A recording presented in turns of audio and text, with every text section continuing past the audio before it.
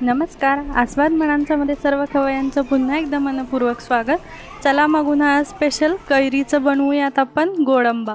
तर त्यासाठी इथं मी 2 कैऱ्या व्यवस्थित स्वच्छ धुवून घेतलेल्या आहेत। आता त्या कट करून त्याची साल आपण काढून घेणार आहे। तर आता जसं उन्हाळ्यामध्ये आपल्याकडे 2 प्रकारच्या कैऱ्या येतात, तर इथे मी जी वापरली ती तोतापुरी कैरी आहे, कारण ही खूप जास्त गोड किंवा खूप जास्त आंबट नसते, तर त्याच्यामुळे मी इथे ती कैरी वापरली आहे। तुमच्याकडे जर गावरान कैरी असेल आणि तुम्हाला जर ती आवडत असेल तर तुम्ही ती सुद्धा यूज करू शकता।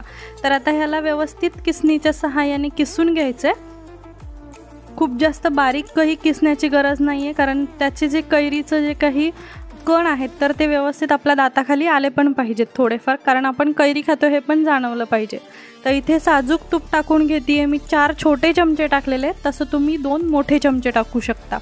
त्याचबरोबर आता आपण हा जो काही आपण कैरी किसून घेतलेला गर आहे तर तो व्यवस्थित आपण एकजीव करून परतवून घेणार आहे। जोपर्यंत कैरी ट्रान्सपरंट दिसत नाही तोपर्यंत आपल्याला हे गूळ घालून व्यवस्थित एकजीव करून घ्यायचं आहे। इथे माझ्याकडे चुकून गॅस फुल झाला होता, तर त्यामुळे इथे थोडंसं करपल्यासारखं दिसत आहे, पण तुम्ही ती चूक करू नका। तर त्यासाठी इथे गॅस मीडियम टू लो, म्हणजे जास्त कढई तापल्यावरती टाकू नका, नाहीतर हे जळल्यासारखं होईल। पण त्याची टेस्ट अजिबातही चेंज झालेली नाही आहे। तर इथे मी साखर 1 कप घेतली होती, कारण गोडवा मला कमी हवा होता। तर 1 कप मधली सुद्धा मी तुम्हाला बघू शकता तुम्ही की 1/4 कप एवढी मी बाजूला काढून घेतलेली आहे। तर हे एकदम व्यवस्थित परतून घ्यायचं आहे। चला मग आता लवकरात लवकर व्हिडिओला लाईक, शेअर आणि सबस्क्राईब पण करा। नवीन असाल तर आपला जो आस्वाद मनांचा चॅनल आहे त्याला सुद्धा लाईक, शेअर आणि सबस्क्राईब करा। आणि आस्वाद मनांचा आर्ट अँड क्राफ्ट हे आपलं ज्वेलरीचं नवीन चॅनल आहे, तर त्याला सुद्धा लाईक, शेअर आणि सबस्क्राईब करायला विसरू नका। त्याचबरोबर आपण इथं चवीनुसार इथे विलायचीची पावडर आणि त्याचबरोबर इथे मी चवीनुसार म्हणजे 2 चिमूट एवढंच मीठ टाकलेलं आहे।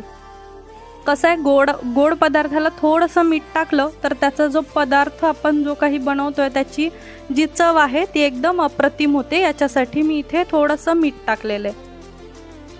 तर हे सगळं एकदम एकजीव करून घ्यायचं आहे। हे मीडियम गॅसवरती मी व्यवस्थित परतून घेते।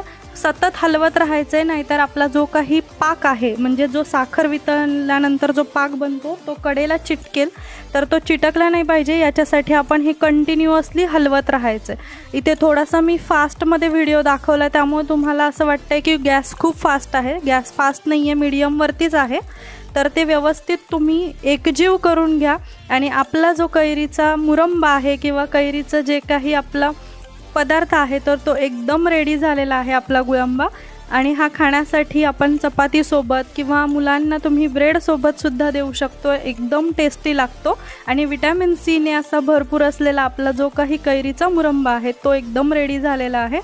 तर तो खाण्यासाठी तुम्ही गरम शक्यतो घेऊ नका, त्याची टेस्ट वेगळी लागते, तर तो थंड झाल्यावरती एकदम टेस्टी लागतो। चला मग पुन्हा एकदा भेटूयात अशाच व्हिडिओ सोबत। धन्यवाद।